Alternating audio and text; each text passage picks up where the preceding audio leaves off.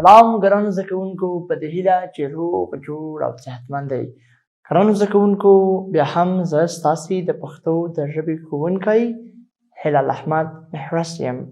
ګرانو زده کوونکو، زموږ د نن ورځې لوست دی ټې ټال. ټې ټال. ګرانو زده کوونکو، مخکې له دې نه چې د نن ورځې لوست پیل کړو، راځئ یو ځل په تېر لوست باندې رڼا واچوو. ګرانو زده کوونکو، زموږ او ستاسې تېر لوست څه شی و؟ ګرانو زده کوونکو، زموږ او ستاسې تېر لوست د ټې د توري غږ، شکل او همدارنګه د هغه بڼه او همدارنګه د ټې د توري غږ په مختلفو کلمو کې دا زمونږ درس و. ګرانو زده کوونکو، مخکې له ده نه چې نوی درس پیل کړو، راځئ یو ځل بیا هم د تېر درس په اړه لږې خبرې وکړو، تر څو تاسې ته نور هم روښانه شي. ګرانو زده کوونکو، وګورئ په تېر درس کې موږ د ټې توری ویل، د ټې د توري غږ، د هغه شکل. موږ د ټې توری څنګه لیکو؟ ګرانو زده کوونکو، وګورئ د ټې توری. د ټې توری لکه د ټې په څېر دوه ټکي لري، خو فرق یې څه شی ده؟ د ټې په توري کې وګورئ دلته موږ غړوندی لرو، نو دا څه شی کېږي؟ دا ټې ده او دا ټې ده. ګرانو زده کوونکو، ټې دا د پښتو د الفبا یو توری دی. ګرانو زده کوونکو، مونږ همدارنګه د ټې په توري باندې په تېر لوست کې کلمې ولیکلې. هغه کومې کلمې وې؟ وګورئ په تېر لوست کې ما تاسې ته کلمې در وښودلې، کومې کلمې چې په هغه کې د ټې توری شامل ول. لکه په ځینو کلمو کې د ټې توری په پیل کې، په ځینو کلمو کې د ټې توری په منځ کې، او په ځینو کلمو کې د ټې توری په پای کې راغلی و. ګرانو زده کوونکو، آیا تاسې ماته داسې کلمې ویلی شئ چې په هغې کې د ټې توری په پیل کې راغلی وي؟ داسې کلمې راته ووایئ چې په هغې کې د ټې توری په منځ کې راغلی وي، او داسې کلمې هم راته ووایئ چې په هغې کې د ټې توری په پای کې راغلی وي. ګرانو زده کوونکو، وګورئ پیل،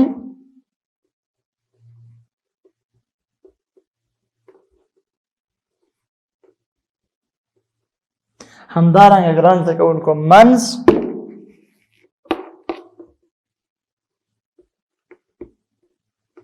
او پای. راځئ ګرانو زده کوونکو، وګورئ پیل، منځ او پای. سمه ده ګرانو زده کوونکو؟ پیل، منځ او پای. اوس موږ کلمې لیکو، داسې کلمې لیکو چې په هغې کې د ټې توری په منځ کې راغلی وي. په کومو کلمو کې د ټې توری په منځ کې راغلی دی؟ زه تاسې ته کومې کلمې دي چې د ټې توری په پیل کې راغلی، او کومې کلمې دي چې د ټې توری په پای کې راغلی؟ راځئ لومړی هغه کلمې لیکم چې په هغې کې د ټې توری په پیل کې راغلی. لکه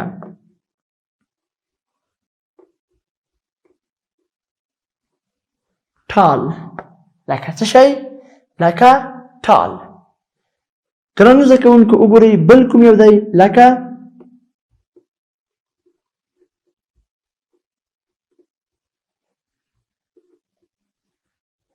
ټولګی. او همدارنګه ګرانو زده کوونکو، د دې ترڅنګ بله کومه کلمه ده؟ لکه یعنې داسې کلمه چې په هغې کې د ټې توری په پیل کې راغلی وي. لکه څه شی؟ چې د ټې لکه ټیکری. آفرین. لکه ټکری. څه شی؟ لکه ټکری.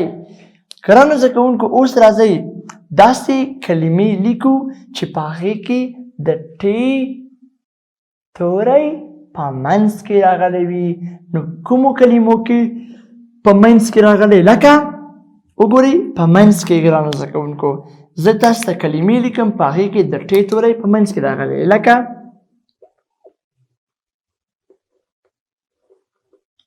خټک. دا یو قوم دی که نه؟ خټک. وګورئ ګرانو زده کوونکو بل څه شی دی؟ بوټان. آفرین بوټان. بل ګرانو زده کوونکو مالټه.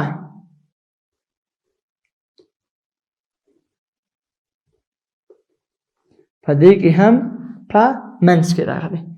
ګرانو زده کوونکو وګورئ زه تاسو ته اوس داسې کلمې لیکم چې په هغې کې د ټې توری په پایل کې راغلی په پای کې. لکه غټ. ګرانو زده کوونکو بل لکه بوټ.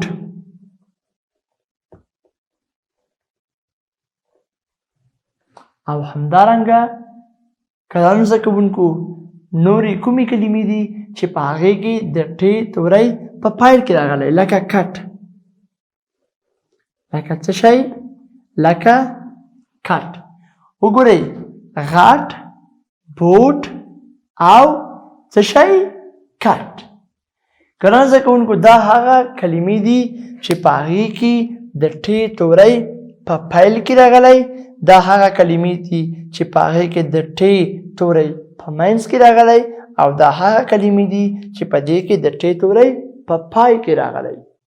ګرانو زده کوونکو دا د ټې د توري غږ دی په مختلفو کلمو کې. اوس راځئ ګرانو زده کوونکو دغه متن په ګډه سره لولو. په دغه متن کې د ټې توری په کلمو کې په کار وړل شوی. نو راځئ دغه متن لولو او ګورو چې د ټې غږ څرنګه دی په کلمو کې په مختلفو کلمو کې. ګرانو زده کوونکو لومړی راځئ وګورئ په دغه انځور کې په پاس انځور کې څه شیان وینئ؟ په دغه پاس انځور کې ګرانو زده کوونکو څه شی دی؟ وګورئ په پاس انځور کې یوه ډېره ښکلې تکه شنه ونه ده، یو ډېر ښکلی کور دی. ګرانو زده کوونکو په پورتنی انځور کې ټال دی. ستاسې ټال خوښیږي؟ زه چې کله ماشوم وم نو ماته به مې مور ټال ځړاوه په ونې کې. ګرانو زده کوونکو تاسې ټال لرئ؟ زه چې کله په کور کې وم نو ماته به مې مور په کور کې په ونې کې ټال ځړاوه. ټال بیا به ما په ټال کې زانګو خوړه. وګورئ ګرانو زده کوونکو دلته د خټک بل بوټ څه شو؟ د خټک بل بوټ څه شو؟ ګرانو زده کوونکو تاسې د دغو پوښتنو ځواب راته راکړئ.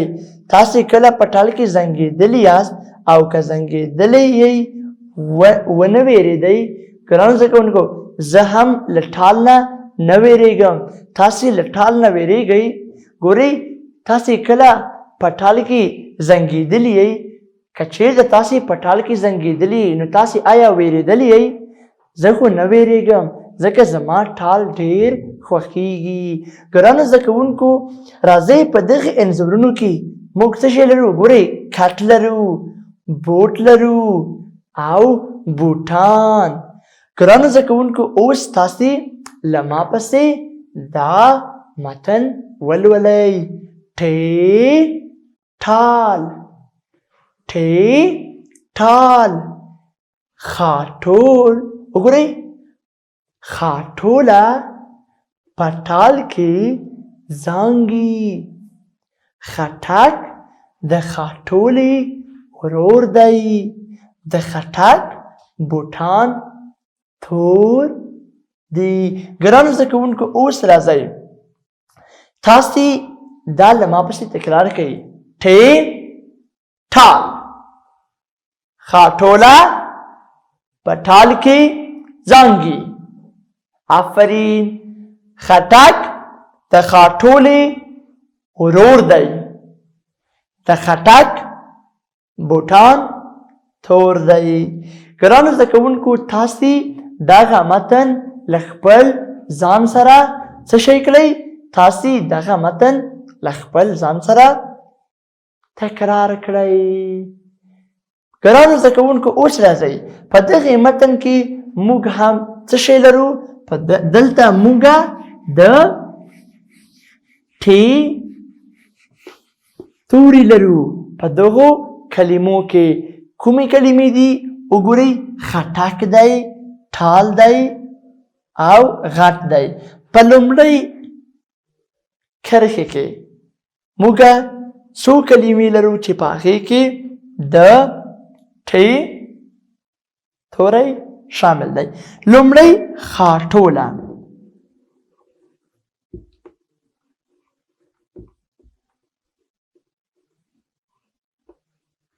وګورئ، خاټوله په دې کې د ټ توری شامل دی.